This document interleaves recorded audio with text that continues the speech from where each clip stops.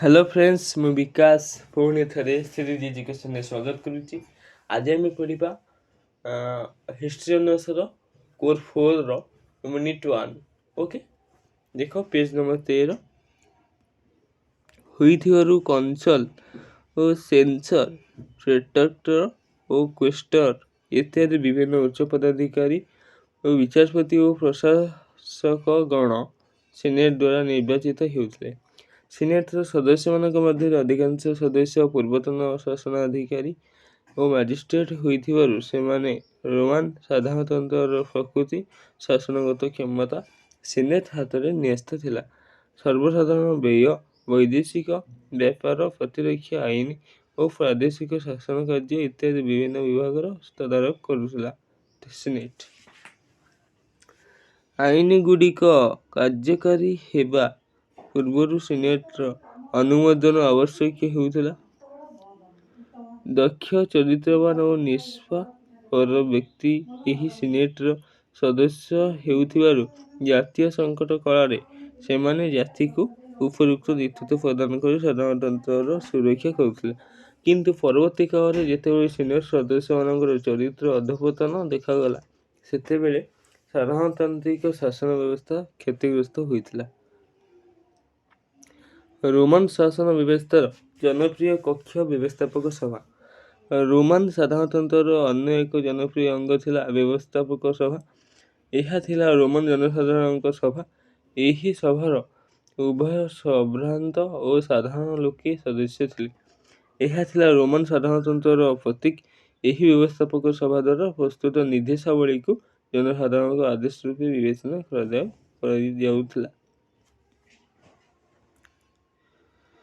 ବିଭିନ୍ନ ଶାସନଗତ ପ୍ରସ୍ତାବ ଗୁଡ଼ିକ ଉଭୟ ସିନେଟ୍ ଓ ବ୍ୟବସ୍ଥାପକ ସଭାର ପ୍ରସ୍ତାବ ରୂପେ ପାରିତ ହେଉଥିଲା। ଏହି ସଭା ଆଇନ ପ୍ରଣୟନ କରିବା ସହିତ କନସୁଲମାନଙ୍କର ମନୋନୟନ ତଥା ଯୁଦ୍ଧ ଓ ଶାନ୍ତିର ପ୍ରସ୍ତାବ ପ୍ରସ୍ତୁତ କରୁଥିଲା। ସାଧାରଣତନ୍ତ୍ରର ଆଦ୍ୟ ପର୍ଯ୍ୟାୟରେ ଏହି ଜନ ବ୍ୟବସ୍ଥାପକ ସଭା ଅଖଣ୍ଡ କ୍ଷମତା ଉପଭୋଗ କରୁଥିଲା।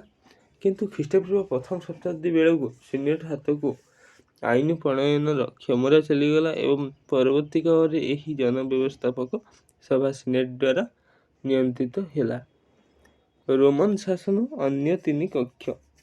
ରୋମାନ ସାମରିକ ସଂଗଠନରେ ସାଧାରଣ ଜନତା ବା ପ୍ଲେବିଆନ୍ ମାନେ ସ୍ଥାନ ପାଇଲେ। ଖାସ୍ ଏହି ବଳରେ ସେମାନେ ନିଜର ଦାବି ହାସଲ ନିମନ୍ତେ ନିଜକୁ ସଂଗଠିତ କରିପାରୁଥିଲେ। ରାଜତନ୍ତ୍ର କାଳରୁ ରୋମାନ ନଗରୀରେ ଥିବା ଏହି ଜନ ବ୍ୟବସ୍ଥାପକ ସଭା କାଳକ୍ରମେ ତିନିଗୋଟି କକ୍ଷର ରୂପ ନେଉଥିଲେ। ଏଗୁଡ଼ିକ ଥିଲା କମିସିଆ, କ୍ୟୁରାଟା, କମିସିଆ ଟ୍ରିବ୍ୟୁଟା ଓ କମିସିଆ ସେଣ୍ଟୁରିଆଟା। କରେ କମିସିଆ କ୍ୟୁରାଟା। ରାଜତନ୍ତ୍ର କାଳରେ କମିସିଆ କ୍ୟୁରିଆଟା ଥିଲା ପ୍ରଧାନ କକ୍ଷ। ଏହା ଥିଲା ରୋମାନ ନାଗରିକ ବା ସର୍ବସାଧାରଣଙ୍କ ସଦନ। ଏହା ରାଜାଙ୍କୁ ବି ମନୋନୟନ କରୁଥିଲା। କିନ୍ତୁ ଅଭିଜାତ ବର୍ଗ ବା ପାର୍ଟିଆନ୍ ମାନେ କ୍ଷମତା ଦଖଲ କଲା ପରେ ଏହି ସଭା ତାର ଗୁରୁତ୍ୱ ହରାଇଥିଲା। ନାମକୁ ମାତ୍ର ଏହା ତିଷ୍ଠି ରହିଥିଲେ ମଧ୍ୟ ଏହାର କୌଣସି କ୍ଷମତା ନଥିଲା। କମିସିଆ କ୍ୟୁରିଆ ବା ରକ୍ତ ସମ୍ପର୍କ ଉପରେ ଆଧାରିତ ଜନଗୋଷ୍ଠୀକୁ ନେଇ ଗଠିତ ହୋଇଥିଲା। ସାଧାରଣତନ୍ତ୍ରର ଆଦ୍ୟ ପର୍ଯ୍ୟାୟରେ ତିନି ଜନଗୋଷ୍ଠୀ ବା ଟ୍ରାଇବ୍ ଥିଲା। ପ୍ରତ୍ୟେକ ଜନଗୋଷ୍ଠୀର 10 ଗୋଟି ଲେଖା କ୍ୟୁରିଆ ହିସାବରେ ସମୁଦାୟ 30ଟି କ୍ୟୁରିଆ ଥିଲା। କିନ୍ତୁ ନେକ୍ସଟ ବିଷୟରେ ପୁଣି ଆଲୋଚନା କରିବା। ଓକେ, ଏଇଠି ଭିଡ଼ିଓଟି ସରିଯାଇଛି। ସାଙ୍ଗମାନେ ଜୟ ଜଗନ୍ନାଥ। ଭିଡ଼ିଓଟି ଭଲ ଲାଗିଥିଲେ ଲାଇକ୍, ସେୟାର ଏବଂ ସବସ୍କ୍ରାଇବ୍ କରିଦେବେ। ଓକେ।